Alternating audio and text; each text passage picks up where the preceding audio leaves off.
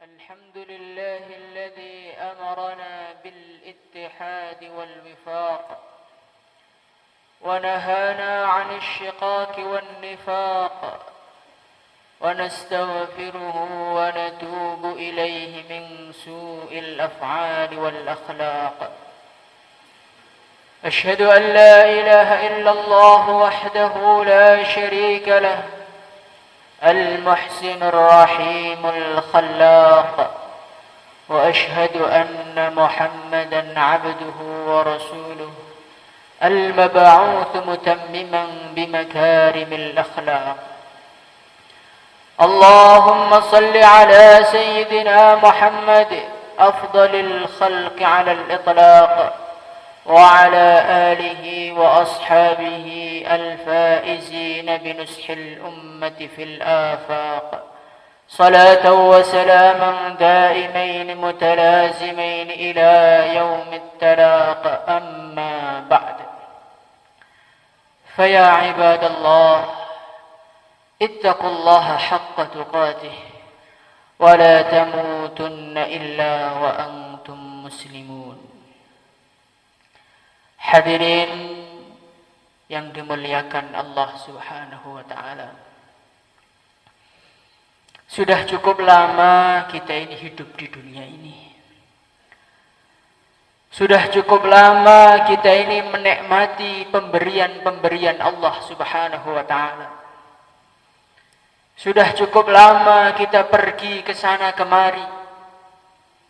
Kita melangkahkan kaki kita menggerakkan tangan kita memutar otak kita hari-hari. Hadirin yang mulia, hadirin yang dimuliakan Allah Subhanahu wa ta'ala, selama kita hidup di dunia ini, sudahkah kita berpikir sejauh mana ketaatan kita kepada Allah? Manakah gerakan-gerakan kita yang berdasarkan taat kepada Allah? Manakah langkah-langkah kita yang kita dasari karena ikut perintah Allah Subhanahu wa ta'ala? Manakah fikir kita yang kita dasari karena mencari ridha Allah Subhanahu wa ta'ala? Inilah yang seharusnya kita fikirkan, hadirin yang mulia. Karena apa, hadirin yang mulia? Karena ketaatan kepada Allah, ketaatan kepada Rasulullah sallallahu alaihi wasallam adalah tugas pokok seorang manusia. Tugas utama seorang manusia yang sedang hidup di dunia ini, hadirin yang mulia. Allah Subhanahu wa ta'ala untuk memudahkan seorang manusia taat kepadanya, untuk memudahkan seorang manusia tunduk kepadanya, Allah Subhanahu wa ta'ala menyiapkan segala keperluan seorang manusia. Manusia memerlukan air, Allah ciptakan air. Manusia memerlukan makanan, Allah Subhanahu wa ta'ala ciptakan makanan yang berbagai macam bentuknya, berbagai macam rasanya. Manusia membutuhkan obat-obatan dikala dia sakit. Allah Subhanahu wa ta'ala menciptakan obat-obat yang luar biasa. Manusia membutuhkan orang-orang yang cerdas untuk mengobati penyakitnya. Maka Allah memberikan ilham kepada manusia dengan berbagai macam bentuk pengobatan. Hadirin yang mulia, semuanya diciptakan oleh Allah untuk memudahkan manusia taat kepadanya, untuk memudahkan manusia tunduk kepadanya, untuk memudahkan manusia mengikuti apa perintahnya. Maka hadirin yang mulia, sekian lama kita hidup di dunia ini, sejauh mana ketaatan kita kepada Allah? Sejauh mana ketundukan kita kepada Allah? Sejauh mana gerakan-gerakan kita ikutkan di dalam perintah-perintah Allah? Inilah yang harus kita renungi. Hadirin yang mulia, karena nanti pada hari kiamat Allah Subhanahu wa ta'ala akan bertanya kepada kita, Apakah harta kita gunakan untuk taat kepada Allah? Apakah umur kita gunakan untuk taat kepada Allah? Apakah waktu kita gunakan taat kepada Allah Subhanahu wa taala? Itulah yang Allah akan urus. Itulah yang Allah akan tanyakan kepada kita, hadirin yang mulia. Maka hadirin yang mulia, dalam hari Jumat yang mulia ini, marilah kita berusaha menundukkan diri kita, berusaha melangkahkan kaki kita, berusaha menggerakkan tangan kita, mulut kita, mata kita, telinga kita, untuk perkara-perkara yang dicintai oleh Allah Subhanahu wa ta'ala. Allah Subhanahu wa ta'ala berfirman di dalam Al-Quran, wa ati'u Allah wa rasulah. Hai orang-orang yang beriman, taatlah kamu kepada Allah dan Rasul. Pada hari ini kita ini mengerjakan perintah-perintah Allah, tetapi kadang-kadang itu karena nafsu, bukan karena perintah Allah. Maka Allah Subhanahu wa ta'ala menegaskan di dalam Al-Quran, infiru khifafan wa thiqala. Bukti penghambaan, bukti ketaatan seorang manusia kepada Tuhannya adalah dia tetap mengerjakan perintah, dia tetap menjalankan perintah, dia tetap mengikuti apa yang disuruh oleh Allah Subhanahu wa ta'ala kepadanya. Khifafan wa thiqala, ketika mereka merasakan ringan mengerjakannya, maupun ketika mereka merasakan keberatan di dalam mengerjakannya.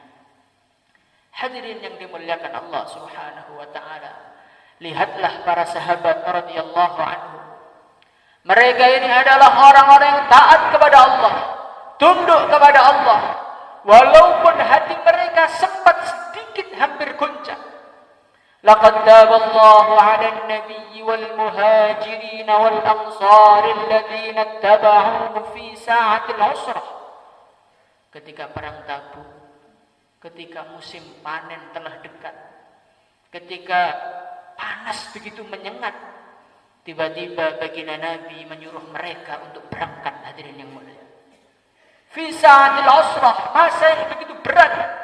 Min ba'di ma kada yazighu qulubu fariqin minhum. Saat itu hati mereka sedikit goncang, berat, tetapi mereka tidak mempedulikan hatinya. Mereka tetap melangkahkan kakinya, mereka tetap menegakkan punggungnya, mengeluarkan tenaga dan hartanya demi untuk mewujudkan ketaatan, demi untuk mewujudkan ketundukan kepada Allah Subhanahu wa ta'ala. Hadirin yang dimuliakan Allah Subhanahu wa ta'ala, setelah seorang manusia ini taat kepada Allah, seorang manusia ini taat kepada Rasulullah sallallahu alaihi wasallam, maka pertolongan Allah mulai datang kepada manusia. Harta mulai datang kepada manusia. Kemudahan-kemudahan mulai datang kepada manusia. Kehormatan mulai datang kepada manusia. Hadirin yang mulia, ketika awal-awal orang taat kepada Allah memang berat. Ketika para sahabat menyatakan la ilaha illallah Muhammadur Rasulullah, apa yang terjadi? Yang terjadi mereka dikucilkan keluarganya. Yang terjadi mereka diusir dari rumahnya. Itu ketika awal-awal Islam, hadirin yang mulia. Tetapi ketika Islam diamalkan, ketaatan diwujudkan lama-lama, harta datang dari mana-mana, kehormatan datang dari mana-mana, kemuliaan datang dari mana-mana. Itu adalah sunnatullah, hadirin yang mulia. Hadirin yang mulia, maka Allah Subhanahu wa ta'ala berpesan kepada kita, wa ati'u Allah wa rasulah wa la tanaza'u, taatlah kamu kepada Allah dan Rasulnya, dan janganlah kalian berselisih. Apa hikmahnya Allah berpesan jangan berselisih? Ketika seorang manusia taat kepada Allah, harta datang, kemudahan datang, kekuasaan datang, kemuliaan datang. Di saat itulah terkadang nafsu mulai menggelora, perjuangan mulai terkikis ikhlasnya, Tujuan-tujuan untuk mencari ridha Allah Subhanahu wa ta'ala mulai hilang dari hati-hati manusia. Ketika perjuangan sudah berubah tujuannya, maka apa yang terjadi? Yang terjadi adalah manusia menjadi cinta kepada dunia. Yang terjadi adalah manusia menjadi memikir harta, memikirkan tahta. Ketika itulah bibit-bibit perselisihan mulai timbul dalam kehidupan manusia. Saat itulah perpecahan mulai timbul dalam kehidupan manusia. Saat itulah kebencian, iri, dan dengki begitu mudah menyala, begitu mudah berkembang, begitu mudah merasuki hati-hati manusia. Maka hadirin yang dimuliakan Allah Subhanahu wa ta'ala, Allah Subhanahu wa ta'ala berpesan kepada kita setelah memerintahkan taat kepada Allah, setelah memerintahkan taat kepada Rasulullah, Allah mengingatkan wala tanaza'u, janganlah kalian berpecah belah, janganlah kalian berselisih. Karena apa hadirin yang mulia? Karena perjuangan ini wujud, kehebatan Islam ini akan tampak ketika umat Islam itu kompak hadirin yang mulia. Ketika umat Islam itu satu fikir, ketika umat Islam itu saling cinta mencintai, kehebatan Islam itu akan tampak hadirin yang mulia.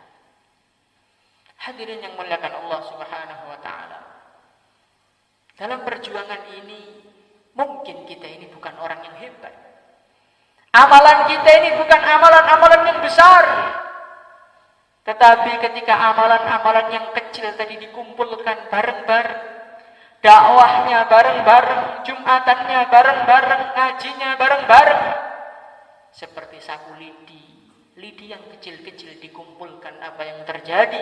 Yang terjadi kotoran-kotoran terbuang hilang dari muka bumi ini hadirin yang mulia. Begitu juga hadirin yang mulia, dalam perjuangan ini Rasulullah sallallahu alaihi wasallam menyampaikan firman Allah kepada kita, wala tanaza'u, janganlah kalian berselisih.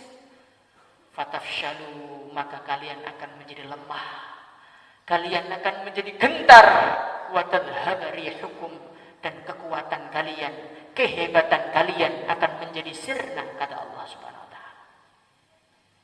Hadirin yang mulia, maka di dalam perjuangan kita ini, di dalam hari-hari kita ini, kita jangan hanya sibuk memikirkan diri kita sendiri hadirin yang mulia, sibuk memikirkan amal kita sendiri hadirin yang mulia, tetapi kita juga harus memikirkan persatuan hadirin yang mulia.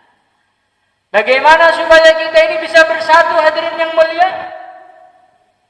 Kalau kita menjauhi asbab-asbab perpecahan.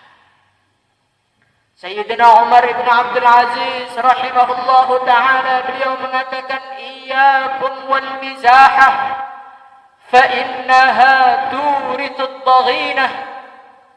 Jauhilah dari kalian urusan bercanda, kata beliau. Fa innaha turitud daghinah, karena bercanda itu akan mewariskan kebencian. Mungkin menurut kita, guyonan-guyonan kita, bulian-bulian kita tidak terasa, biasa saja. Tetapi mungkin di hati orang yang kita bully, di hati orang yang kita ajak bercanda, ternyata dia luka. Ternyata dia sakit hati dengan perkataan kita. Maka hadirin yang mulia, tinggalkanlah bercanda dengan cara merendahkan orang lain, walaupun itu bercanda. Fa innaha turitud daghinah, karena bercanda itu akan mewariskan kebencian.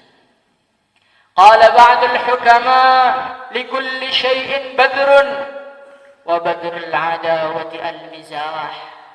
Seorang ulama beliau mengatakan setiap sesuatu itu ada bibitnya, ada bijinya, dan bibitnya perpecahan, permusuhan adalah bercanda. Innama sumiyal mizahu li'annahu zaha 'anil haqq. Bercanda itu dikatakan bercanda dalam bahasa Arab karena li'annahu zaha 'anil haqq, menjauhkan manusia dari kebenaran hadirin yang mulia. Hadirin yang muliakan Allah Subhanahu wa ta'ala, kita jauhi bercanda. Dan kita jauhi rasa iri kepada kemuliaan-kemuliaan yang ada dari saudara-saudara kita. Terkadang orang itu senasab dengan kita, satu pondok dengan kita, satu kampung dengan kita, tapi Allah memperlakukan dengan perlakuan yang berbeda. Allah memberi dia harta lebih banyak, Allah memberi dia kemuliaan lebih banyak, Allah memberikan rasa mahabbah manusia kepadanya lebih banyak dibandingkan kita. Saat itulah syaitan mulai memanas-manasi kita agar kita saling merendahkan, agar kita saling membuka aib masing-masing. Hadirin yang mulia, maka jauhilah itu supaya kerukunan, kesatuan ini wujud dalam kehidupan kita. Hadirin muliakan Allah Subhanahu wa taala.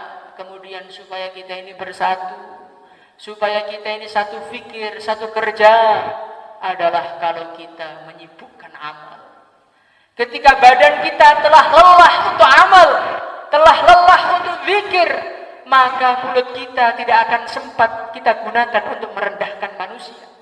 Ketika otak kita, hati kita isi dengan ingat kepada Allah, kita isi dengan mewujudkan cita-cita Rasulullah sallallahu alaihi wasallam, maka tidak sempat otak kita memikirkan keadaan hartanya tetangga kita. Tidak sempat sifat-sifat negatif muncul dari hati kita. Allah Subhanahu wa taala berfirman dalam Al-Qur'an, "Innal ladzina amanu wa 'amilus shalihat sayaj'alu lahumur rahman wudda." Orang-orang yang iman dan amal saleh, Allah Subhanahu wa taala akan timbulkan rasa kasih sayang di dalam hati mereka. Maka hadirin yang mulia, perpecahan itu timbul di mana-mana ketika orang mulai kendor amal agamanya. Maka bagaimana di hari Jumat yang mulia ini kita mulai lagi, kita sibukkan diri kita lagi untuk menghabiskan waktu kita, menghabiskan harta kita, menghabiskan tenaga kita untuk mendekat kepada Allah Subhanahu wa taala. Hadirin yang muliakan Allah Subhanahu wa taala. Kemudian yang terakhir kali, wala yazaluna mukhtalifina illa man rahima rabbuk. Manusia ini adalah makhluk yang memang dicetak suka berselisih. Otak mereka masing-masing, selera mereka masing-masing, kehendak mereka masing-masing. Dan manusia ini adalah makhluk-makhluk yang ngotot untuk memperjuangkan pendapatnya. Hadirin yang mulia, illa man rahima rabbuk. Orang itu tidak akan bisa bersatu. Orang itu tidak akan bisa menghilangkan perselisihan sebelum rahmat Allah diturunkan kepada mereka. Maka hadirin yang mulia, marilah kita isi sholat kita, kita isi sujud kita, kita isi doa kita untuk meminta rahmat kepada Allah, sehingga Allah berkenan merahmati kita, dan Allah Subhanahu wa ta'ala menjadikan hati kita menjadi hati yang bersatu. Karena apapun usaha kita, apapun jerih payah kita, tanpa rahmat Allah, tanpa pertolongan Allah, persatuan tidak akan wujud dalam kehidupan kita. Ja'alana Allah wa iyyakum minal faizin al-aminin wa adkhalana fi zumratil muttaqin al-muqinin. A'udzu billahi minasy syaithanir rajim. Bismillahirrahmanirrahim. Wal 'asri innal insana lafi khusr إلا الذين آمنوا وعملوا الصالحات وتواصوا بالحق وتواصوا بالصبر. أقول قولي هذا وأستغفر الله لي ولكم من كل ذنب فاستغفروه إنه هو الغفور الرحيم.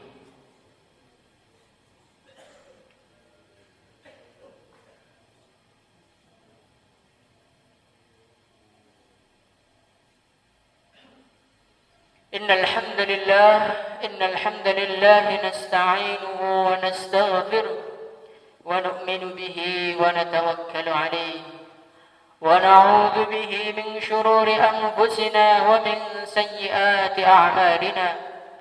من يهده الله فلا مضل له ومن يضلل فلا هادي له. أشهد أن لا إله إلا الله وحده لا شريك له وأشهد أن محمدا عبده ورسوله. اللهم صل وسلم على سيدنا محمد وعلى آله وأصحابه أجمعين. أما بعد. قال تعالى في كتابه الكريم: يا أيها الذين آمنوا اتقوا الله وكونوا مع الصادقين واعلموا أن الله تعالى قد قال في كتابه الكريم فقال قولا كريما: إن الله وملائكته يصلون على النبي يا أيها الذين آمنوا صلوا عليه وسلموا تسليما. اللهم صل وسلم على سيدنا محمد وعلى آل سيدنا محمد كما صليت على سيدنا إبراهيم وعلى آل سيدنا إبراهيم في العالمين إنك حميد مجيد. اللهم اغفر للمسلمين والمسلمات والمؤمنين والمؤمنات الأحياء منكم والأموات. اللهم انصر المسلمين والمسلمات. اللهم احفظ المسلمين والمسلمات. اللهم ارفع عنا الوباء والغلاء. اللهم ارفع عنا الوباء والغلاء. اللهم انصرنا. اللهم احفظنا. اللهم استعملنا واستعمل آباءنا وأمهاتنا لخدمة دينك. ربنا آتنا في الدنيا حسنة وفي الآخرة حسنة وقنا عذاب النار. سبحان ربك رب العزة عما يصفون وسلام على المرسلين والحمد لله رب العالمين.